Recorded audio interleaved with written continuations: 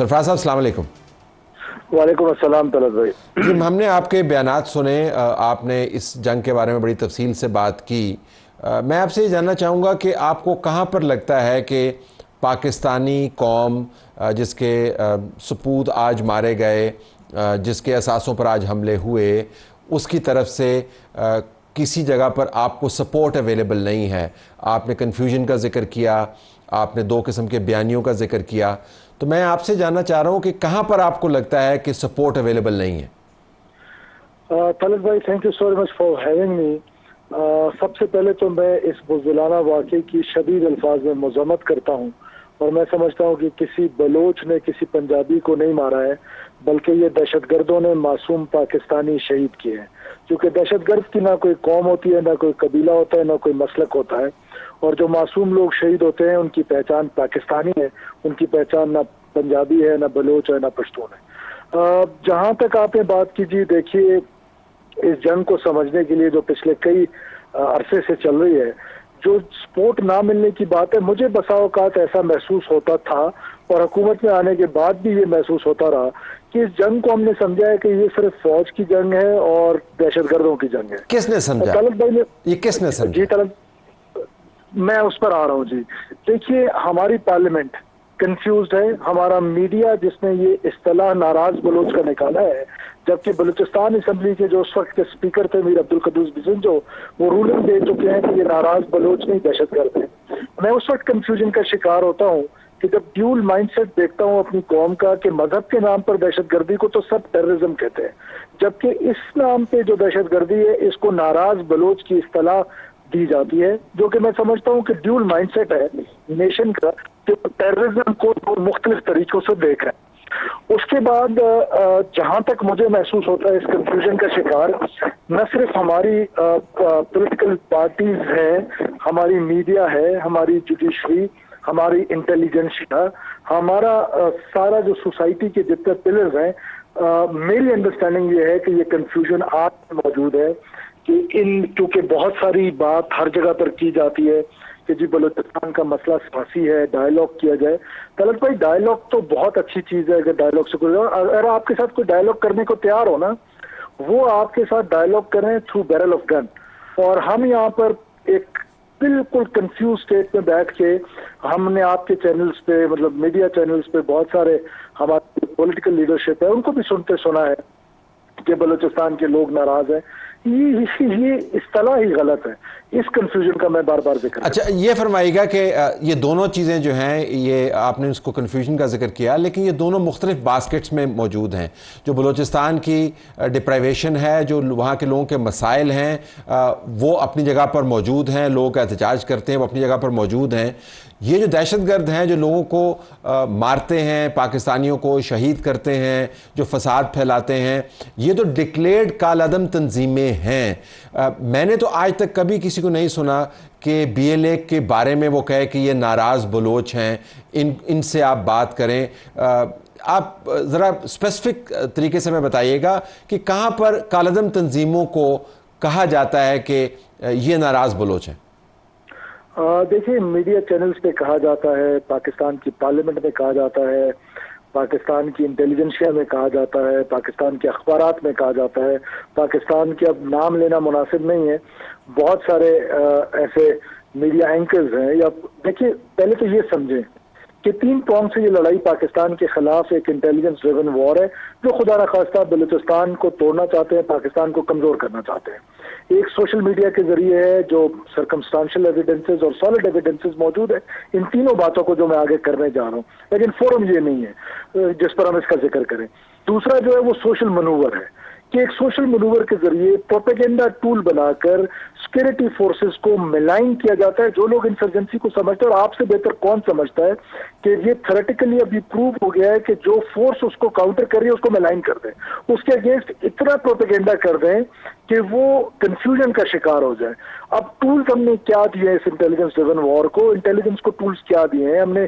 4G services जो बलूचिस्तान में शुरू किए हुए हैं, क्या हमारे पास टेक्निकल इंटरसेप्ट करने का, हमारी इंटेलिजेंस एजेंसीज के पास कैपेसिटी है? Answer is no.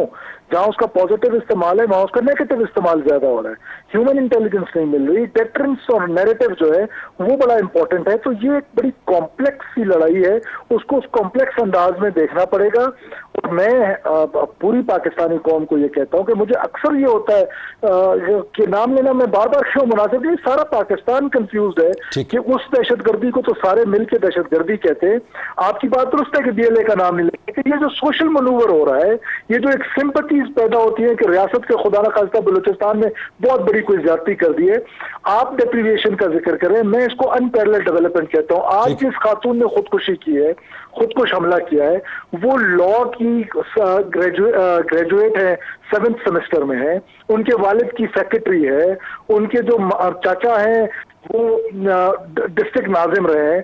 तो ये तो डिप्राइव नहीं थी, ये किस बात पे? तो इसको अंडरस्टैंड करना है कि प्रोपेगेंडा टूल से हमारी नौजवान नस्ल को, ठीक है बैड गवर्नेंस एक रीजन है, उसको इम्प्रूव किया जा सकता है, उसको इम्प्रूव करने की कोशिश की जा रही है। लेकिन कथा कलाम में कहीं ना कहीं आके आपको इन लोगों से, जो लोग गुमराह हैं, इनके जहन आपको तब्दील करने हैं, इनको सबको आप एलिमिनेट नहीं कर सकते। दुनिया में किसी भी जगह पर ये एलिमिनेशन का प्रोसेस जो है वो कामयाब नहीं हुआ। मैं आपसे ज़रा एक स्पेसिफिक सवाल करना चाहता हूँ कि आज मेरा ख्याल था कि हमें ये सवाल भी उठाना चाहिए कि ये दहशतगर्दी क्यों हो रही है इस तवातर के साथ। इसकी ज़िम्मेदारी तो ज़ाहिर आप चीफ मिनिस्टर हैं, ये तो आप पर आती है कि आपको इन जानों का तहफ़्फ़ुज़ करना चाहिए था, या किसी भी सूबे के अंदर किसी भी चीफ मिनिस्टर को, मुल्क में किसी भी प्राइम मिनिस्टर को इन जानों का तहफ़्फ़ुज़ करना चाहिए था। तो वो आर्गूमेंट मुझे आज सुनाई नहीं दिया, जिम्मेदारी वाला। देखिए, जिम्मेदारी वाला आर्गुमेंट अगर आपने मेरी प्रेस कॉन्फ्रेंस पूरी सुनी तो उसमें मैंने कहा कि कॉन्स्टिट्यूशन मुझे ये जिम्मेदारी देता है कि मैं उन लोगों की हिफाजत करूं कि जिन्होंने कलम है, जो बिजनेस करना चाहते हैं, जो पाकिस्तान बलूचिस्तान के अंदर रहना चाहते हैं, बलूचिस्तान की तरक्की में किरदार अदा करना चाहते हैं। मैं तो उसकी जिम्मेदारी लेने को बिल्कुल तैयार हूँ, लेकिन मेरा जो पॉइंट ऑफ व्यू है वो लेकिन आज जिम्मेदारी नहीं, आज मैंने सुनी आपकी प्रेस कॉन्फ्रेंस और आपका आर्गूमेंट जामे है, जो सोशल मैनूवर है, जो प्रोपेगेंडा मैनूवर है, जो टूल्स हैं ऑफ हाइपनिंग दिस नैरेटिव कि जी ये हम डिप्राइव्ड हैं लिहाजा हमें गन उठाने की इजाज़त है, ये अपनी जगह पर। लेकिन आज हमें यह भी पूछना चाहिए कि वो जानों का तहफ़्फ़ुज़ नहीं हुआ ना जी, लोग मारे गए, पुल उड़ाए गए, थानों के ऊपर हमले हुए, तो जिम्मेदारी तो पूरी ना हुई ना जी। देखिए पहले तो ये देखिए, ये जो कंफ्यूजन है कि बंदूक उठाने वाला कहता है कि मैं बलोच नेशन स्टेट क्रिएट करना चाहता हूँ, पाकिस्तान को केक की तरफ तोड़ना चाहता हूँ, काटना चाहता हूँ। हम ये कंफ्यूजन का शिकार है कि वो इसलिए बंदूक उठा रहा है कि उसके पास वो डिप्राइव्ड है। वो ये नहीं कहता जो लड़ने वाला है। This is what I am saying. और जहां तक ये जिम्मेदारी की बात है, ये बात दुरुस्त है। गोलकीपर 9 गोल रोकता है, वो किसी को नजर नहीं आते। जो 1 गोल हो जाता है वो सबको नजर आता है।